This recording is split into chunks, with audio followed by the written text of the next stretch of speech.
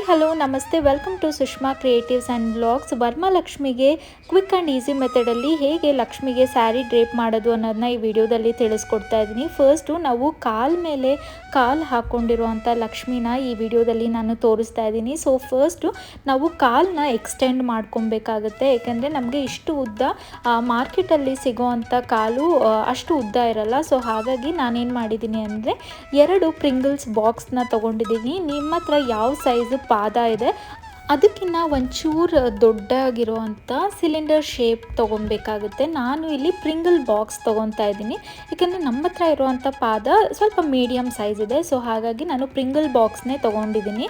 ಪ್ರಿಂಗಲ್ ಬಾಕ್ಸ್ನ ನಾನು ಈಗ ತೋರಿಸಿದ್ನಲ್ಲ ಆ ರೀತಿ ಪಾದ ಕೆಳಗಿರೋ ಹಂಗೆ ಗುಂಪಿನಿಂದ ಸೆಕ್ಯೂರ್ ಮಾಡ್ಕೊತಿದ್ದೀನಿ. ಆಮೇಲೆ ನಮ್ಮ ತೊಡೆ ಭಾಗ ಹೇಗಿರುತ್ತೋ ಅದೇ ರೀತಿ ಲಕ್ಷ್ಮಿಗೂ ತೊಡೆ ಭಾಗ ಮಾಡೋದಕ್ಕೋಸ್ಕರ ಪ್ರಿಂಗಲ್ ಬಾಕ್ಸಿಗೆ ಒಂದು ಬ್ಲೌಸ್ ಪೀಸ್ನ ಸುತ್ಕೊತಾ ಇದ್ದೀನಿ.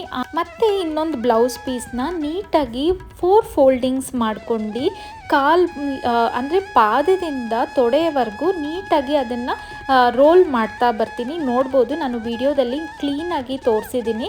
ಈ ರೀತಿ ರೋಲ್ ಮಾಡ್ತಾ ಬಂದಾಗ ಎಕ್ಸಾಕ್ಟಾಗಿ ಯಾವ ರೀತಿ ಪಾದ ಇರುತ್ತೆ ಅದೇ ರೀತಿ ತೊಡೆ ಭಾಗದಿಂದ ಪಾದದವರೆಗೂ ಕಾಣುತ್ತೆ. ನೋಡ್ಬೋದು ಇಲ್ಲಿ ಯಾವ ರೀತಿ ರೋಲ್ ಮಾಡ್ತಾ ಇದ್ದೀನಿ ಅಂತ. ಈ ರೀತಿ ಇನ್ನೊಂದು ಪಾದಕ್ಕೂ ಕೂಡ ನಾನು ಇದನ್ನೇ ಸೇಮ್ ಪ್ರೊಸೀಜರ್ನೇ ಫಾಲೋ ಮಾಡ್ತೀನಿ. ಈ ರೀತಿ 2 ಬ್ಲೌಸ್ ಪೀಸ್ ಬೇಕಾಗುತ್ತೆ ಜಸ್ಟ್ ನಾವು ಕಾಲನ್ನ ರೆಡಿ ಮಾಡ್ಕೊಳೋದಕ್ಕೆ. ಆಮೇಲೆ ನೀವು ಯಾವ ಸೀರೆ ತೊಗೊಂಡಿದ್ದೀರಾ ಆ ಸೀರೆ ಮ್ಯಾಚಿಂಗ್ ಅಂದರೆ ಮ್ಯಾಚ್ ಆಗೋ ಹಂಗೆ ಬೇರೆ ಕಲರ್ದು ಬ್ಲೌಸ್ ಪೀಸ್ ತೊಗೊಳ್ಳಿ. ಬಿಕಾಸ್ ನೀವು ಸ್ಯಾರಿದೇ ಬ್ಲೌಸ್ ಪೀಸ್ ತೊಗೊಳೋದಕ್ಕೆ ಹೋದರೆ ಈ ಬ್ಲೌಸ್ ಪೀಸ್ನ ಕಟ್ ಮಾಡಬೇಕಾಗುತ್ತೆ. ಬಿಕಾಸ್ ನಾವು ಪಾದನ ತುಂಬ ಉದ್ದ ತೊಗೊಂಡಿರೋದ್ರಿಂದ ನಾವು ಬ್ಲೌಸ್ ಪೀಸ್ನ 2 ಹಾಕೋದಕ್ಕಾಗಲ್ಲ. ಸೊ ನಿಮ್ಮ ಸ್ಯಾರಿ ಯಾವ ಕಲರ್ ಇದೆ ಆ ಕಲರ್ ಬೇರೆ ಬ್ಲೌಸ್ ಪೀಸ್ನ ತೊಗೊಂಡು ಅದನ್ನು ಮಧ್ಯಕ್ಕೆ ಕಟ್ ಮಾಡಿ, ನೋಡ್ಬೋದು ಇಲ್ಲಿ ನಾನು ಅದನ್ನು ಕೂಡ ಸೇಮ್ ಈ ರೀತಿ ರ್ಯಾಪ್ ಮಾಡ್ಕೊತಾ ಇದ್ದೀನಿ. ನೋಡ್ಬೋದು ಯಾವ ರೀತಿ ರ್ಯಾಪ್ ಮಾಡ್ಕೊತಾ ಇದ್ದೀನಿ ಅಂತ. ನೀಟಾಗಿ ಅದನ್ನು ಗುಂಪಿನಿಂದ ಸೆಕ್ಯೂರ್ ಮಾಡ್ತಾ ಇದ್ದೀನಿ. ಇದು ಗುಂಪಿನ ಯೂಸ್ ಮಾಡಿದಾಗ ಈಸಿ ಆಗುತ್ತೆ ನೀವು ಸೆಕ್ಯೂರ್ ಮಾಡೋದಕ್ಕೆ. ಇನ್ನು ಪ್ರಿಂಗಲ್ ಬಾಕ್ಸಲ್ಲಿ ಹೋಗುತ್ತಾ ಗುಂಪಿನ್ನು ಅಂತ ಕೇಳ್ಬೋದು, ಹೋಗುತ್ತೆ. ಸ್ವಲ್ಪ ಶಾರ್ಪ್ ಆಗಿರೋದು ಪ್ರಿಫರಬಲಿ ಹೊಸದೇ ತೊಗೊಂಬಿಡಿ, ಆಗ ಈಸಿಯಾಗಿ ನೀವು ಪ್ರಿಂಗಲ್ ಬಾಕ್ಸ್ ಒಳಗೂ ಕೂಡ ಸೆಕ್ಯೂರ್ ಮಾಡ್ಬೋದು. ಇನ್ನು ಬ್ಲೌಸ್ ಪೀಸ್ನ ಕಟ್ ಮಾಡಿದ್ದೆ ಅಲ್ವಾ, ಅದು ದಾರ ಎಲ್ಲ ಕಾಣಿಸ್ತಿರುತ್ತೆ ಅಂತ ಒಳಗೆ ಸ್ವಲ್ಪ ಫೋಲ್ಡ್ ಮಾಡಿ ಆನಂತರ ನಾನು ಇಲ್ಲಿ ಗುಂಪಿನಿಂದ ಸೆಕ್ಯೂರ್ ಮಾಡ್ತಾ ಇದ್ದೀನಿ. ನೋಡ್ಬೋದು ಈ ಥರ ನೀಟಾಗಿ ಬ್ಲೌಸ್ ಪೀಸ್ನ ಅರ್ಧಕ್ಕೆ ಕಟ್ ಮಾಡ್ಕೊಂಡು 2 ಪಾದಕ್ಕೂ ನೀಟಾಗಿ ಅದನ್ನು ರ್ಯಾಪ್ ಮಾಡ್ಕೊಬೇಕಾಗುತ್ತೆ. ಈ ರೀತಿ ನಿಮಗೆ ಲಾಸ್ಟಲ್ಲಿ ಹೋಗಲಿಲ್ಲ ಅಕಸ್ಮಾತು ಅಂದರೆ ನೀವು ನಾರ್ಮಲ್ ಸೇಫ್ಟಿ ಪಿನ್ ಇರುತ್ತಲ್ಲ ಅದರಿಂದನೂ ಕೂಡ ಸೆಕ್ಯೂರ್ ಮಾಡ್ಬೋದು. ಅಂದರೆ ಲಾಸ್ಟ್ ಪ್ರಿಂಗಲ್ ಬಾಕ್ಸ್ ಒಳಗೆ ಚುಚ್ಚಕ್ಕಾಗ್ತಾ ಇಲ್ಲ ಅಂದಾಗ ಈ ರೀತಿ ನಾನು 2 ಪಾದನೂ ಮಾಡ್ಕೊಂಡಿದ್ದೀನಿ. ಇನ್ನು ನಾನು ನಾರ್ಮಲ್ ಬ್ಲೌಸ್ ಪೀಸ್ ತೊಗೊಂಡಿರೋದ್ರಿಂದ ಏನಾದರೂ ಬಾರ್ಡರ್ ಇದ್ದರೆ ಚೆನ್ನಾಗಿರುತ್ತೆ ಅಂತ ನಾರ್ಮಲ್ ಲೇಸ್ ಬರುತ್ತಲ್ಲ, ನಮ್ಮ ಸ್ಯಾರಿ ಯಾವ ಕಲರ್ ಇದೆ ಆ ಲೇಸ್ನ ಮ್ಯಾಚ್ ಮಾಡಿ ನಾನು ಈ ರೀತಿ ಸುತ್ಕೊತಾ ಇದ್ದೀನಿ. ಆಗ ಸೇಮ್ ಕಚ್ಚೆ ಉಡ್ಸಿರೋ ಥರ, ಅಂದರೆ ಒಂದು ಡಿಫ್ರೆನ್ಸಸ್ ಇರುತ್ತೆ. ಒಂದೇ ಕಲರ್ ಇರೋದಕ್ಕಿಂತ ಈ ಥರ ಏನೋ ಒಂದು ನಾವು ರೋಲ್ ಮಾಡಿದಾಗ ಒಂದು ಎನ್ಹ್ಯಾನ್ಸ್ ಆಗುತ್ತೆ, ನಾವು ಸೇಮ್ ಸ್ಯಾರಿ ಡ್ರೇಪ್ ಮಾಡಿರೋ ಥರನೇ ಕಾಣಿಸುತ್ತೆ. ಸೊ ಹಾಗಾಗಿ ಇದನ್ನು ಈ ಥರ ಮಾಡ್ಕೊತೀನಿ. 2 ಪಾದಕ್ಕೂ ನಾನು ಸೇಮ್ ಪ್ರೊಸೀಜರ್ನೇ ಫಾಲೋ ಮಾಡ್ತೀನಿ. ಇನ್ನು 2 ಪಾದನೂ ರೆಡಿ ಆದಮೇಲೆ ಒಂದು ಕಾರ್ನರಿಂದ ಇನ್ನೊಂದು ಕಾರ್ನರ್ ಪಾದಕ್ಕೆ ನಾನು ಒಂದು ದಾರನ ಕಟ್ಕೊತಾ ಇದ್ದೀನಿ. ಇಲ್ಲಿ ಕಟ್ಟೋಕೆ ಜಾಗ ಇರಲ್ಲ ಅಲ್ವಾ, ಸೊ ಹಾಗಾಗಿ ನಾವು ಬಟ್ಟೆನ ರ್ಯಾಪ್ ಮಾಡಿರ್ತೀವಲ್ಲ ಅಲ್ಲಿಗೆ ಸೇಫ್ಟಿ ಪಿನ್ನಿಂದ ನಾನು ಅದನ್ನು ಟೈ ಮಾಡ್ಕೊತಾ ಇದ್ದೀನಿ. ಹಬ್ಬ ಅಂದ್ರೇ ಸೆಲೆಬ್ರೇಷನ್, ಹೂವು ಇಲ್ದಿರ ಯಾವುದೇ ರೀತಿಯ ಸೆಲೆಬ್ರೇಷನ್ನು ಕೂಡ ಮುಗಿಯೋದಿಲ್ಲ. ಹೂವು ಇದ್ರೇ ಅದಕ್ಕೊಂದು ಕಳೆ ಅಂತಲೇ ಹೇಳ್ಬೋದು. ಇನ್ನು ನೀವೇನಾದ್ರು ವರಮಹಾಲಕ್ಷ್ಮಿಗೆ ಒಂದು ಬ್ಯಾಕ್ ಡ್ರಾಪೇ ಆಗಿರಲಿ ಅಥವಾ ಫ್ಲವರ್ ಡೆಕೋರೇಷನ್ ಮಾಡಿಸ್ಬೇಕು, ಅದರಲ್ಲೂ ಬಜೆಟ್ ಫ್ರೆಂಡ್ಲಿ ಆಗಿರಬೇಕು ಅಂದರೆ ಇನ್ಫಿನಿಟಿ ವೆಡ್ಡಿಂಗ್ ಪ್ಲಾನರ್ ಒಂದು ಬೆಸ್ಟ್ ಆಪ್ಷನ್ ಅಂತಲೇ ಹೇಳ್ಬೋದು. ಇವರು ಬರೀ ವರಮಹಾಲಕ್ಷ್ಮಿ ಡೆಕೋರೇಷನ್ನೇ ಅಲ್ಲ, ಗಣೇಶ ಹಬ್ಬಕ್ಕೆ ಆಗಿರಲಿ ಅಥವಾ ವೆಡ್ಡಿಂಗ್ ಪ್ಲಾನಿಂಗೇ ಆಗಿರಲಿ ಅಥವಾ ಕಾರ್ಪೊರೇಟ್ ಫಂಕ್ಷನ್ಸೇ ಆಗಿರಲಿ, ಬರ್ಡೇ ಪಾರ್ಟೀಸೇ ಆಗಿರಲಿ, ಹಲ್ದಿ ಮೆಹಂದಿ ಎಲ್ಲದಕ್ಕೂ ಕೂಡ ಡೆಕೋರೇಷನ್ನ ಮಾಡಿಕೊಡ್ತಾರೆ. ಇವ್ರ ಪೇಜ್ ಡೀಟೇಲ್ಸ್ನ ನಾನು ಡಿಸ್ಕ್ರಿಪ್ಷನ್ ಬಾಕ್ಸಲ್ಲಿ ಮೆನ್ಷನ್ ಮಾಡಿರ್ತೀನಿ. ಹಾಗೆ ಇವರ ಕಾಂಟ್ಯಾಕ್ಟ್ ಡೀಟೇಲ್ಸು ಕೂಡ ಡಿಸ್ಕ್ರಿಪ್ಷನ್ ಬಾಕ್ಸಲ್ಲಿ ಮೆನ್ಷನ್ ಮಾಡಿ. ನನ್ನ ಕೂಪನ್ ಕೋಡ್ SUSH20 24 ಅಂತ ಯೂಸ್ ಮಾಡಿದ್ರೆ ಒಂದು ಡಿಸ್ಕೌಂಟ್ ಕೂಡ ಪಡಿಬೋದು. ನಾನು ಲಕ್ಷ್ಮಿಗೆ ಕಳಸಾಗಿ ಏನೇನು ಇಟ್ಟಿದ್ದೀನಿ ಅಂದರೆ ಒಂದು ಮಣೆ ಥರ ಇಟ್ಟಿದ್ದೀನಿ, ಆಮೇಲೆ ಒಂದು ತಟ್ಟೆಯಲ್ಲಿ ಅಕ್ಕಿ ಹಾಕಿ ಮತ್ತೊಂದು ತಪ್ಪಲೆ ಥರ ಇಟ್ಟು ಆಮೇಲೆ ಅಂದರೆ ಕಳಶದ ಬಿಂದಿಗೆ ಇಟ್ಟಿದ್ದೀನಿ. ಇನ್ನು ಟೈಟಾಗಿ ಬಿಂದಿಗೆಗೆ ಮತ್ತು ತಪ್ಪಲೆಗೆ ನಾನು ಸೆಲೋ ಟೇಪಿಂದ ರ್ಯಾಪ್ ಮಾಡ್ಕೊಂಡಿದ್ದೀನಿ, ಆಗ ಒಂಚೂರು ಕೂಡ ಅಳ್ಳಾಡಲ್ಲ ಅಂತ. ಈಗ ಫಸ್ಟ್ ಸ್ಟೆಪ್ ಏನು ಅಂದರೆ ಸ್ಯಾರಿನ ನೆರಿಗೆ ಇಟ್ಕೊಬೇಕು. ಇದಿಷ್ಟು ಮಾಡ್ಕೊಂಡ್ಬಿಟ್ರೆ ತುಂಬಾ ಈಸಿ. ಸ್ಯಾರಿ ನೆರಿಗೆ ಇಟ್ಕೊಂಡ್ರೆ ನೀವು ಮಿನಿಮಮ್ ಅಂದರೂ 5 to 10 ಮಿನಿಟ್ಸಲ್ಲಿ ಲಕ್ಷ್ಮಿಗೆ ಸ್ಯಾರಿ ಉಡಿಸ್ಬಿಡ್ಬೋದು. ನೀಟಾಗಿ ಪ್ಲೀಟ್ಸ್ನ ಹಾಗೆ ಬರೀ 10 ಪ್ಲೀಟ್ಸ್ನ ನಾನು ತೊಗೊಂಡಿದ್ದೀನಿ. ಇಲ್ಲಿ ಸೆರಗಿನ ಭಾಗನ ಜಾಸ್ತಿನೇ ಬಿಡಬೇಕಾಗುತ್ತೆ, ಏಕೆಂದರೆ ನಾವು ಹೇಗೆ ಸೀರೆ ಉಡ್ತೀವಿ ಅದೇ ರೀತಿ ದೇವರಿಗೆ ಸೀರೆನ ಉಡಿಸ್ಬೇಕಾಗುತ್ತೆ. ಹಾಗಾಗಿ ಬರೀ 10 ಪ್ಲೀಟ್ಸ್ನ ನಾನು ತೊಗೊಂಡಿದ್ದೀನಿ. ನೀವು ಅಷ್ಟೇ ತುಂಬ ದೊಡ್ಡದಿದೆ ಸ್ಯಾರಿ ಅಂದಾಗ 10 to 12 ಪ್ಲೀಟ್ಸ್ ಅಷ್ಟೇ ತೊಗೊಳ್ಳಿ. ಹಾಗೆ ನಿಮಗೆ ಜಾಸ್ತಿ ನೆರಿಗೆ ಕಾಣಿಸ್ಬೇಕು ಅಂದರೆ ಸ್ವಲ್ಪ ಚಿಕ್ಕದಾಗಿ ನೆರಿಗೆ ತೊಗೊಂಡ್ರೂ ಕೂಡ ಜಾಸ್ತಿ ನೆರಿಗೆ ಬರುತ್ತೆ. ಅದರಲ್ಲಿ 10 to 12 ಪ್ಲೀಟ್ಸ್ನ ತೊಗೊಳ್ಳಿ. ಸೆರಗು ಭಾಗನ ಜಾಸ್ತಿ ಕೊಡಿ, ಏಕೆಂದರೆ ಅದನ್ನು ನಾವು ಒಂದು ಸುತ್ತು ಹಾಕಿ ಮತ್ತು ನಾವು ಹೇಗೆ ಸ್ಯಾರಿ ಡ್ರೇಪ್ ಮಾಡ್ತೀವಿ ಅದೇ ರೀತಿ ಲಕ್ಷ್ಮಿಗೆ ಸ್ಯಾರಿನ ಡ್ರೇಪ್ ಮಾಡ್ತೀವಿ. ಈಗ ಮೇಲೆ ನೀಟಾಗಿ ನಾನು ನೆರಿಗೆ ಎಲ್ಲ ಇಟ್ಕೊಂಡು ಸೇಫ್ಟಿ ಪಿನ್ನಿಂದ ಸೆಕ್ಯೂರ್ ಮಾಡಿದ್ದೀನಿ.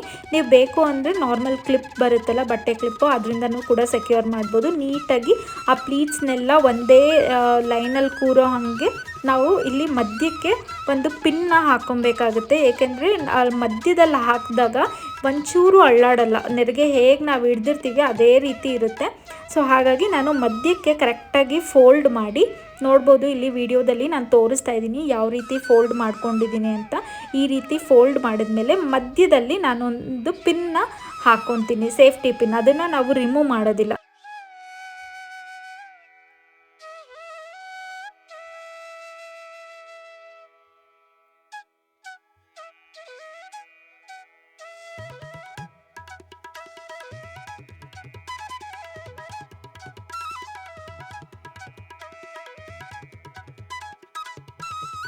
ಇನ್ನಿದು ಸೇಫ್ಟಿ ಪಿನ್ನಿಂದ ಸೆಕ್ಯೂರ್ ಮಾಡಾದಮೇಲೆ ಸೆರಗನ್ನ ನಾವು ಅರ್ಧಕ್ಕೆ ಮರ್ಚ್ಕೊಬೇಕಾಗುತ್ತೆ. ಈಗ ಆಲ್ರೆಡಿ ಅಲ್ಲಿ ಮರ್ಚಿ ನಾವು ಪಿನ್ ಆಗಿದೆ. ಸೊ ಈಗ ಇದೇ ರೀತಿ ಸೆರಗನ್ನ ಅರ್ಧ ಫೋಲ್ಡ್ ಮಾಡ್ಕೊಂಡು ಈಗ ನಾವು ಸೆರಗಿಗೆ ನೆರಿಗೆ ಇಡ್ಕೊತಾ ಇದ್ದೀವಿ. ಜಸ್ಟ್ 3 ಬರ್ತಿದೆ. ಇಲ್ಲಿ ನನಗೆ ಅಗ್ಲ ಬಾರ್ಡರ್ ಇರೋದ್ರಿಂದ ನನಗೆ 3 ಬರ್ತಿದೆ. ನಿಮ್ಗೆ ಏನಾದ್ರು ಒಂಚೂರು ಚಿಕ್ಕದಿದ್ರೆ 4 ಮಾಡ್ಕೊಬೋದು. ನಾನಿಲ್ಲಿ 3 ತೊಗೊಂಡಿದ್ದೀನಿ. ನೀಟಾಗಿ ಪಿನ್ನಿಂದ ಸೆಕ್ಯೂರ್ ಮಾಡ್ತಾ ಇದ್ದೀನಿ. ಮಿನಿಮಮ್ ಅಂದರೆ ಒಂದು ಸೆರಗಿರುತ್ತಲ್ಲ ಅಲ್ಲಿವರೆಗೂ ಪಿನ್ ಹಾಕ್ಕೊತಾ ಇದ್ದೀನಿ. ಆಮೇಲೆ ಏನು ಹಾಕ್ಕೊಳೋದಕ್ಕೆ ಹೋಗಲ್ಲ, ಬೇಕು ಅಂದರೆ ಆಮೇಲೆ ಸರಿ ಮಾಡ್ಕೊಬೋದು. ನಾನಿಲ್ಲಿ ಒಂದು ಸ್ವಲ್ಪ ದೂರ ಮಾತ್ರ ಒಂದು 3 ಪಿನ್ಸ್ನ ಯೂಸ್ ಮಾಡ್ತಾ ಇದ್ದೀನಿ ಅಷ್ಟೇ.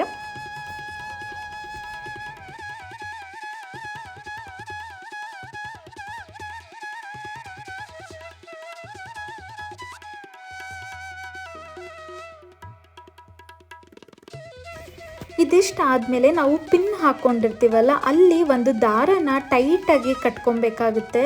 ಏಕೆಂದರೆ ಒಂದು ಸುತ್ತು ನಾವೇನಾದರೂ ಆ ಬಿಂದಿಗೆ ಇಟ್ಟಿರ್ತೀವಲ್ಲ ಅದ್ರ ಹಿಂದಿನ ಒಂದು ಸುತ್ತು ತೊಗೊಂಡ್ಬಿಟ್ರೆ ನಮಗೆ ಸ್ಯಾರಿ ತುಂಬ ಚಿಕ್ಕದಾಗೋಗ್ಬಿಡುತ್ತೆ. ಏಕೆಂದರೆ ನಾವು ಇದನ್ನು ಪಾದದ ಮೇಲೆ ಪಾದ ಹಾಕ್ಕೊಂಡಿರೋ ಅಂಥ ಲಕ್ಷ್ಮಿನ ಕೂರಿಸ್ತಾ ಇರೋದು, ಅಂದರೆ ಕಾಲ ಮೇಲೆ ಕಾಲು ಹಾಕ್ಕೊಂಡಿರೋ ಅಂಥ ಲಕ್ಷ್ಮಿನ.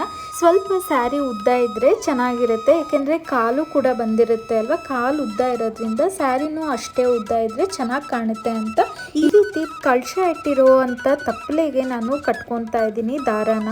ನೋಡ್ಬೋದು ಇಲ್ಲಿ. ಈಗ ನಾನು ಸೆರಗು ತೊಗೊಂಡಿರ್ತೀನಲ್ಲ ಅದನ್ನು ಒಂದು ಸ್ವಲ್ಪ ಲೂಸಾಗಿ ನಾನು ಈ ರೀತಿ ಸ್ಪ್ರೆಡ್ ಮಾಡ್ಕೊತಾ ಇದ್ದೀನಿ. ತುಂಬ ಟೈಟಾಗಲ್ಲ, ಸ್ವಲ್ಪ ಲೂಸಾಗಿ, ಬಿಕಾಸ್ ನಾವು ಟ್ವಿಸ್ಟ್ ಮಾಡಿರೋದ್ರಿಂದ ಈ ಕಡೆನೂ ಕೂಡ ಇರುತ್ತೆ. ಈಗ ನಾವು ಏನು ಮಾಡ್ಕೊಂಡಿರ್ತೀವಿ ಪಾದ ನೋಡ್ಬೋದು. ನಾನು ದಾರ ಏನಕ್ಕೆ ಕಟ್ಟಿದೆ ಅಂತ ನೀಟಾಗಿ ಆ ಮಣೆ ಸುತ್ತು ಬಂದು ಈ ಥರ ಕೂತ್ಕೊಂಡಾಗ ನಾವು ಯಾವುದೇ ರೀತಿ ಪಿನ್ನೇ ಆಗಿರಲಿ ಅಥವಾ ಏನು ಕಟ್ಟೋದು ಏನು ಬೇಕಾಗಲ್ಲ, ಈ ರೀತಿ ಮಾಡಿಬಿಟ್ರೆ. ಸೊ ನೋಡ್ಬೋದು ಈಗ ನಾರ್ಮಲ್ ಆಗಿ ನಾವು ಯಾವ ರೀತಿ ಸ್ಯಾರಿನ ಡ್ರೇಪ್ ಮಾಡ್ತೀವಿ ಅದೇ ರೀತಿ ಲಕ್ಷ್ಮಿಗೂ ಕೂಡ ನಾವು ಈ ರೀತಿ ಸೆರಗನ್ನ ಬಿಟ್ಟಿದ್ದೀನಿ. ಈಗ upper portion of the body ಅಂದರೆ ಕಳಶದ ಅಪ್ಪರ್ ಪೋರ್ಷನ್ ತುಂಬ ಜನ ನನಗೆ ಕೇಳ್ತಾ ಇದ್ವಿ ಕೈನ ಕೂರಿಸೋದು ಇನ್ ಡೀಟೇಲ್ ಆಗಿ ತೋರಿಸಿ ಅಂತ. ಸೊ ಹಾಗಾಗಿ ಈ ವಿಡಿಯೋದಲ್ಲಿ ಇನ್ ಡೀಟೇಲ್ ಆಗಿ ತೋರಿಸ್ತಾ ಇದ್ದೀನಿ. ಹಸ್ತಕ್ಕೆ 2 ದಾರಾನ ನಾನು ನೀಟಾಗಿ ಹೊಲ್ಕೊಂಡಿರ್ತೀನಿ ಫಸ್ಟು. ಆಮೇಲೆ ಈ ರೀತಿ ಒಂದು ಕೋಲನ್ನ ನಾನು ಏನು ಕಳಶಕ್ಕೆ ಕೊಟ್ಟಿರ್ತೀನಿ ಅದಕ್ಕೆ ಟೈಟಾಗಿ ಈ ರೀತಿ ಕಟ್ಕೊತಾ ಇದ್ದೀನಿ. ಇನ್ನು ಬ್ಲೌಸ್ ಪೀಸ್ನ ಮುಂಚೆನೇ ಕೂಡ ಹಾಕೊಬೋದು, ಬಟ್ ನಾನಿವತ್ತು ಅಲ್ಲೇ ಕಳಶಕ್ಕೆ ಡೈರೆಕ್ಟಾಗಿ ಕವರ್ ಆಗೋ ಹಂಗೆ ಬ್ಲೌಸ್ ಪೀಸ್ನ ಕೈಯಿಂದ ಇನ್ನೊಂದು ಕೈಗೆ ನೀಟಾಗಿ ಕವರ್ ಮಾಡ್ತಾ ಇದ್ದೀನಿ. ನೋಡ್ಬೋದು ನಾನಿಲ್ಲಿ ಯಾವ ರೀತಿ ಕವರ್ ಮಾಡಿದ್ದೀನಿ ಅಂತ. ಹಿಂದೆ ಸ್ವಲ್ಪ ಬ್ಲೌಸ್ ಪೀಸ್ ಮಿಕ್ಕಿದ್ರೂ ಪರವಾಗಿಲ್ಲ, ನಿಮ್ಗೇನಾದ್ರು ಆದರೆ 2 ಫೋಲ್ಡಿಂಗ್ಸ್ ಮಾಡಿ ಕೂಡ ಹಾಕೊಬೋದು, ಬಟ್ ನನಗೆ 2 ಫೋಲ್ಡಿಂಗ್ಸ್ ಮಾಡಿದಾಗ ಸ್ವಲ್ಪ ಚಿಕ್ಕದಾಯಿತು.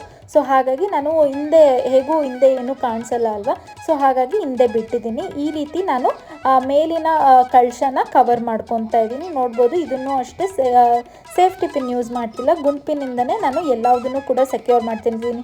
ಬಿಕಾಸ್ ಕೈ ಪೋರ್ಷನ್ ಬಂದು ಸ್ಪಾಂಜಿ ಮೆಟೀರಿಯಲ್ ಆಗಿರೋದ್ರಿಂದ ಈಸಿಯಾಗಿ ಗುಂಡ್ ಪಿನ್ನಿಂದ ಸೆಕ್ಯೂರ್ ಮಾಡಿಬಿಡ್ಬೋದು.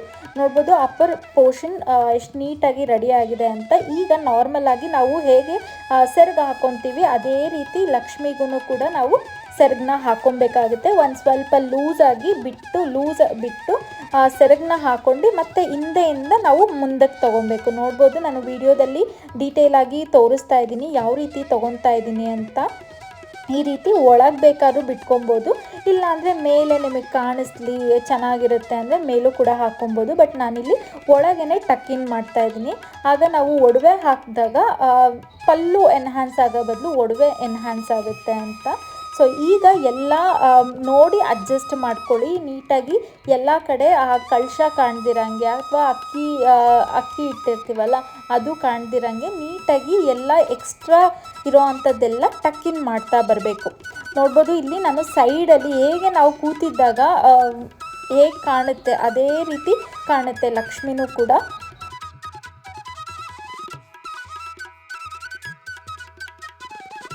ಇನ್ನು ಅಪ್ಪರ್ ಪೋರ್ಷನ್ ಎಲ್ಲ ನೀಟಾಗಿ ಟಕ್ಕಿನ್ ಮಾಡಾದಮೇಲೆ ನಾವು ಏನು ನೆರಿಗೆ ಇಟ್ಕೊಂಡಿರ್ತೀವಿ ಕೆಳಗೆ ಅದನ್ನೆಲ್ಲ ನೀಟಾಗಿ ಸ್ಪ್ರೆಡ್ ಮಾಡ್ತಾ, ನಿಮಗೆ ಬೇಕು ಅಂದರೆ ಗುಂಪಿನಿಂದ ನೀಟಾಗಿ ಅದನ್ನು ಸೆಕ್ಯೂರ್ ಮಾಡ್ತಾನೂ ಬರ್ಬೋದು. ಏಕೆಂದರೆ ಸ್ವಲ್ಪ ಪ್ಲೇಟ್ಸ್ ಎಲ್ಲ ಸ್ಪ್ರೆಡ್ ಮಾಡಿದಾಗ ಚೆನ್ನಾಗಿ ಕಾಣುತ್ತೆ ಅಂತ ನಾನು 1-2-3ನ ಗುಂಪಿನ ಯೂಸ್ ಮಾಡಿ ಟಕ್ ಮಾಡಿದ್ದೀನಿ. ಸೊ ಈಗ ನೋಡ್ಬೋದು ಒಂದು ಸೈಡ್ ಈ ಥರ ಸ್ಪ್ರೆಡ್ ಮಾಡ್ಕೊಂಡ್ಮೇಲೆ ಇನ್ನೊಂದು ಸೈಡು ಕೂಡ ನೀಟಾಗಿ ಅದೇ ರೀತಿ ಸ್ಪ್ರೆಡ್ ಮಾಡ್ಕೊತೀನಿ.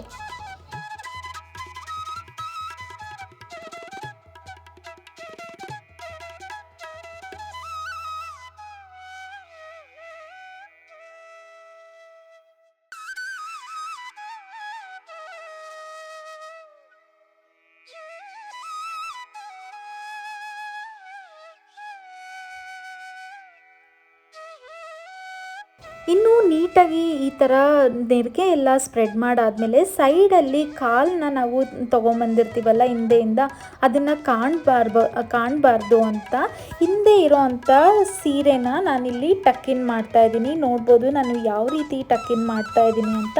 ಈ ರೀತಿ ಮಾಡಿದಾಗ ಸೇಮ್ ನಾವು ಹೇಗೆ ಕೂತ್ಕೊಂಡಿದ್ದಾಗ ಕಾಣುತ್ತೆ ಅದೇ ರೀತಿ ಕಾಣುತ್ತೆ. ಈಗ ಅದನ್ನು ಟಕ್ಕಿನ್ ಮಾಡಾದಮೇಲೆ ನೀಟಾಗಿ ಅಡ್ಜಸ್ಟ್ ಮಾಡ್ಕೊಳ್ಳಿ. ಎಕ್ಸ್ಟ್ರಾಸ್ ಎಲ್ಲ ನೀಟಾಗಿ ಟಕ್ಕಿನ್ ಮಾಡ್ತಾ ಬನ್ನಿ. ನಿಮಗೆ ಬೇಕು ಅಂದರೆ ಪ್ಲೀಟ್ಸ್ ಅಂದರೆ ನೆರಿಗೆ ಇರುತ್ತಲ್ಲ ಅದಕ್ಕೆ ಪಿನ್ನಿಂದನೂ ಕೂಡ ನೀಟಾಗಿ ನೆರಿಗೆನ ಸ್ಪ್ರೆಡ್ ಮಾಡಿ ಒಂದೊಂದೇ ನೆರಿಗೆಗೆ ಗುಂಪಿನಿಂದ ಸೆಕ್ಯೂರ್ ಮಾಡ್ತಾ ಬರ್ಬೋದು. ನಾನು ಕೂಡ ಒಂದು 3-4 ನೆರಿಗೆನ ಮೇಲಕ್ಕೆ ಸ್ಪ್ರೆಡ್ ಮಾಡಿ ಈ ರೀತಿ ಗುಂಪಿನಿಂದ ಟಕ್ಕಿನ್ ಮಾಡ್ತಾಯಿದ್ದೀನಿ. ಆಗ ಚೆನ್ನಾಗಿ ಕಾಣುತ್ತೆ, ನೆರಿಗೆ ಅಗ್ಲಕೊಂಡಿರಂಗೆ ಚೆನ್ನಾಗಿ ಕಾಣುತ್ತೆ ಅಂತ ಈ ರೀತಿ ಮಾಡ್ಕೊತಾ ಇದ್ದೀನಿ. ಇನ್ನು ಲಾಸ್ಟಿಗೆ ನಾವು ಏನು ಅಂದ್ಕೊಂಡಿದ್ವೋ ಕಾಲ ಮೇಲೆ ಕಾಲು ಹಾಕಿದ್ರೆ ಮುಗೀತು, ಲಕ್ಷ್ಮಿ ಆಲ್ಮೋಸ್ಟ್ ರೆಡಿ ಆಗಿದೆ ಅಂತಲೇ ಹೇಳ್ಬೋದು. ನಿಮಗೆ ಬೇಕು ಅಂದರೆ ಒಂದು ಗುಂಪಿನಿಂದ ಅದನ್ನೆರಡನ್ನೂ ಸೇರಿ ಒಂದು ಪಿನ್ ಅಥವಾ ಗುಂಪಿನಿಂದ ಸೆಕ್ಯೂರ್ ಮಾಡ್ತಾ ಬರ್ಬೋದು. ನಾನು ಕೂಡ ಟ್ರೈ ಮಾಡಿದೆ, ಬಟ್ ನನಗೆ ಅಲ್ಲಿ ಪ್ರಿಂಗಲ್ಸ್ ಬಾಕ್ಸ್ ಇದ್ದಿದ್ದರಿಂದ ಅದನ್ನು ಪಿನ್ ಮಾಡೋದಕ್ಕಾಗಲಿಲ್ಲ. ಹಾಗೆ ಇಟ್ಟಿದ್ದೆ, ಹಾಗೆ ಇತ್ತು, ಏನೂ ಕೂಡ ಬೀಳಲಿಲ್ಲ. ನಿಮಗೆ ಬೇಕು ಅಂದರೆ ಒಂದು ದಾರ ತೊಗೊಂಡು ಅದೆರಡನ್ನೂ ಕೂಡ ನೀಟಾಗಿ ಟೈ ಮಾಡಿದ್ರೆ ಆಯಿತು, ಒಂಚೂರೂ ಕೂಡ ಅಳ್ಳಾಡಲ್ಲ. ನಾನಿವತ್ತು ಕಳಶ ಎಲ್ಲ ಏನೂ ಕೂಡ ಇಟ್ಟಿಲ್ಲ, ಜಸ್ಟ್ ಒಂದು ತೆಂಗಿನಕಾಯಿ ಇಟ್ಟಿದ್ದೀನಿ. ಇವನ್ ಅಲ್ಲಿ ಕಳಶದೊಳಗೂ ಕೂಡ ಅಕ್ಕಿ ಇಟ್ಟಿದ್ದೀನಿ ಅಷ್ಟೇ, ನೀರೆಲ್ಲ ಏನೂ ಹಾಕಿಲ್ಲ. ಏಕೆಂದರೆ ಇನ್ನೇನು ವರಮಹಾಲಕ್ಷ್ಮಿಗೆ ನಾವು ಕಳಶನ ಕೂಡೋದ್ರಿಂದ. ಇನ್ನು ಲಕ್ಷ್ಮಿಗೆ ಅಲಂಕಾರ ಮಾಡಿದ್ರೆ ಮುಗೀತು. ಕಾಲ ಮೇಲೆ ಕಾಲು ಹಾಕ್ಕೊಂಡಿರೋ ಅಂಥ ಲಕ್ಷ್ಮಿ ರೆಡಿಯಾಗಿದೆ. ಹೋಪ್ ನಿಮಗೆ ಈ ವಿಡಿಯೋ ಇಷ್ಟ ಆಗಿದೆ ಅಂತ. ಈ ವಿಡಿಯೋ ಇಷ್ಟ ಆಗಿದ್ರೆ ಪ್ಲೀಸ್ ಲೈಕ್ ಮಾಡಿ, ಶೇರ್ ಮಾಡಿ, ಸಬ್ಸ್ಕ್ರೈಬ್ ಮಾಡಿ.